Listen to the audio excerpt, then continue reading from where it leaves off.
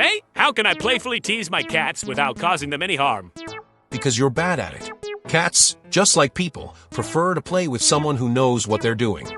If your feather wand gets caught within seconds, what's the point of playing with you? Back in the day, I used to worry that my cat, let's call him Biscuit, was bored at home, so I bought a ton of toys. But I quickly realized that Biscuit would only play with them for a few minutes before walking off. Even when I tried using the wand myself to play with him, he'd lose interest fast. Why? Because if I swung the wand too high, he'd just lie down, figuring it was out of reach and not worth chasing. If I dropped it too low, he'd snatch it in 1 second flat and immediately lose interest. To him, I was a noob. Not fun. Boring. So he stopped playing with me. Now, as someone who's been into competitive gaming for over a decade, I could live with Biscuit peeing on my bed out of spite. But I could not accept him thinking I suck at games. That lit a fire in me. So I started seriously analyzing how to play with cats. My first idea was simple. If too high doesn't work and too low doesn't work, then I'll just keep the wand at the perfect mid-level height and annoy him with it non-stop. So I actually measured Biscuit's reach with a ruler, then did a basic analysis of my 3 cats' attack ranges, and launched experiment 1. It flopped. Why? Because I was measuring the wrong thing. I thought a cat's range was just its front legs, but their true strike range is their back legs pushing off the ground plus front leg extension. When a cat attacks, it launches from the back legs, and then stretches forward like a slingshot. That's why sometimes you think a cat's too far to reach you, and suddenly, bam, they're on you. So I changed my strategy. Forget perfect distance. Let's aim for their blind spots. I realized something. Cats can't reach the back of their own necks like we can. So I started flying the wand just over the back of their necks. This drove them crazy. Why?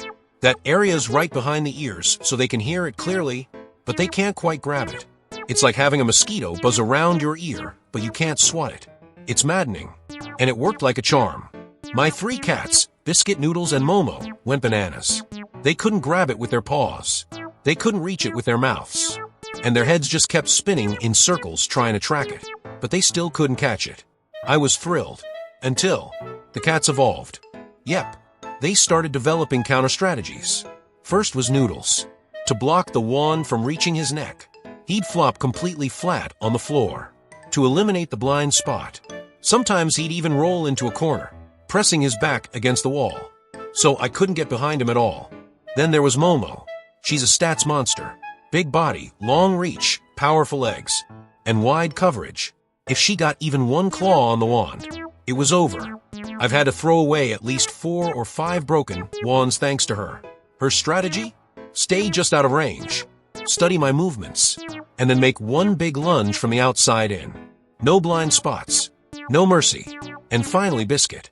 This cat has brains. He figured out that the wand wasn't the real enemy. I was. So instead of chasing the wand, he'd stalk me from outside my field of view, wait for the perfect moment, and then ambush me. Let's just say, there were a few rounds where I got absolutely destroyed. But you know what sets humans apart? Adaptability, learning, iteration. After a few review sessions, I upgraded my back-of-the-neck maneuver. First off, I realized why they were catching the wand so often. They were running tag team rotations on me. 1 cat would chase for a while, get tired, and then casually sub out by grooming themselves or scratching. That was the cue for the next cat to jump in. Now, when I saw that sign, I'd immediately target the resting cat to throw off the rotation. Second, why do they always destroy the wand once they grab it? Because once a paw latches on, they instantly clamp both front legs together and pull it toward their mouth.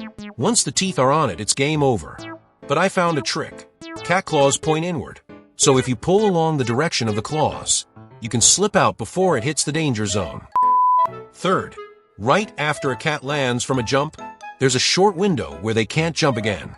That's your chance to brainwash them with furious wand movement. Make them angry, frustrated. So with all that, I evolved the back-of-the-neck strat version 2.0. And the result? 30 minutes. 3 cats. Not one managed to catch my wand.